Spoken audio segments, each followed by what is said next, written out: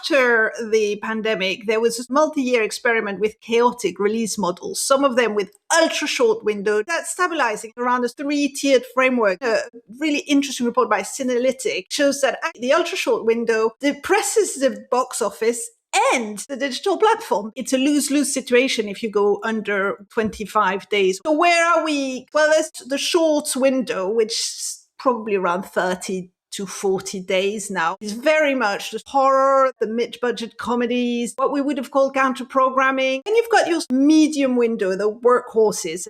Project Hail Mary, 53 days. That's really where we were heading to pre-pandemic.